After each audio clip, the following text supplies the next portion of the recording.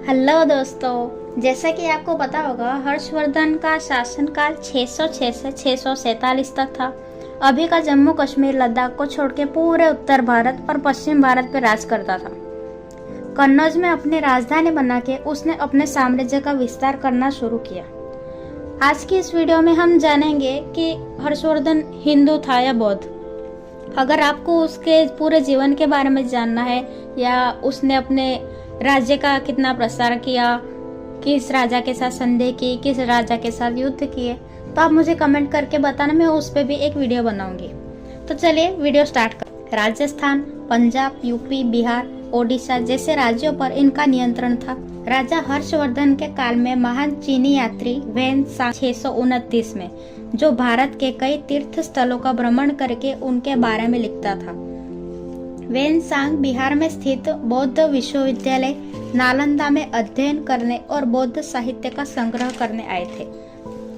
उन्होंने हर्ष के दरबार में कई वर्ष बिताए और उन्होंने अपने साहित्य में राजा हर्षवर्धन के बारे में बताया, जिससे आज हर्षवर्धन के बारे में और अधिक जानकारी हम जानते हैं और मैं आपको बता पा रही हूँ। हर्षवर्धन अपने प्रारंभिक जीवन में शिव भक्त माने जाते थे, मतलब कि सहिष्णु भी कह सकते हैं, और वे बौद्ध के महान संरक्षणकार भी थे।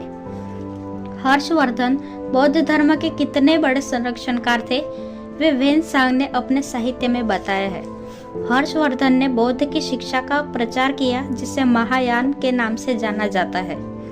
हर्षवर्धन ने कन्नौज में एक सभा आयोजित की।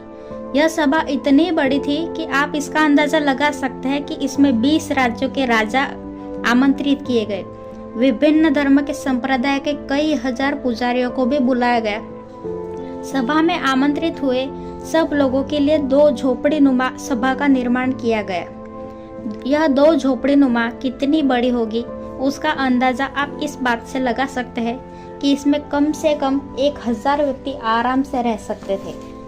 इसके अलावा दोस्तों, हर्षवर्धन ने एक विशाल टावर बनाया और इस टावर के बीच में एक इंसान जितनी बड़ी मूर्ति जो भगवान बुद्ध की बनी हुई थी। हर्षवर्धन ने मूर्ति की पूजा भी की और रात्रि भोज का आयोजन भी कराया।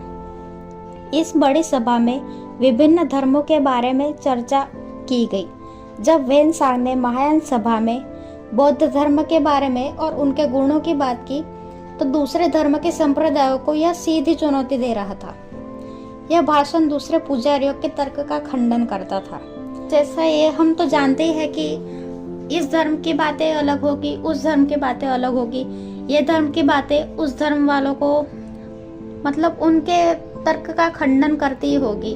वैसे ही यहाँ हुआ, जिसका परिणाम ये हुआ कि अगले 5 दिन तक कोई भी इस सभा में नहीं आया।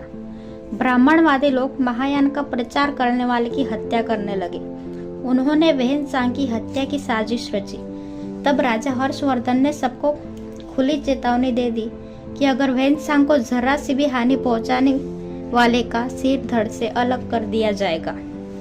ये सब होने के बाद अचानक एक दुर्घटना हुई। जो टावर हर्षवर्धन ने बनाया था उसमें आग लग जाती है। इस दुर्घटना को अंजाम देने वाले 500 ब्राह्मणों को बंदी बनाया गया और कुछ ब्राह्मणों को सीधे मृत्यु की सजा। इस दुर्घटना से पता चलता है कि राजा हर्षवर्धन उतने सहिष्णु नहीं थे जितना उनके बारे में बताया गया है। महान सभा आगे भी चलती रही और वैन सांग कई प्रवचन दिए। आइए दोस्तों, एक और घटना देखें हर्षवर्धन के बारे में। उन्होंने बौद्ध धर्म के अनुयायी उनके संगठन को बहुत अधिक मात्रा में दान दिया।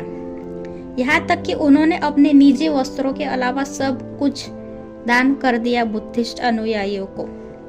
वीडियो की शुरुआत में हमने देखा कि हर्षवर्धन सहिष्णु यानी शिव भक्त माने जाते हैं, पर उनके किए हुए कार्यों के अनुसार हम उन्हें बौद्ध धर्म के ज्यादा करीब देखते हैं। सम्राट अशोक राजा हर्षवर्धन जैसे महान राजा जो बौद्ध धर्म के संरक्षक थे, उन्होंने बौद्ध धर्म को इतना बढ़ावा दिया, फिर भी भारत में आज केवल 0.7% तक ही बौद्ध धर्म सीमित रह गया है। दोस्तों, वीडियो अच्छी लगे तो चैनल को सब्सक्राइब कर लीजिएगा। दोस्तों वीडियो इन्फॉर्मेटिव लगी हो तो चैनल को सब्सक्राइब कर लेना और लाइक बटन ज़रूर दबा देना। और ऐसी और जानकारी आपको मिलती रहे तो मुझे कमेंट सेक्शन में बताना।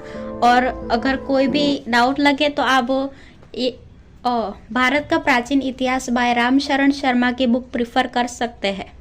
बाय।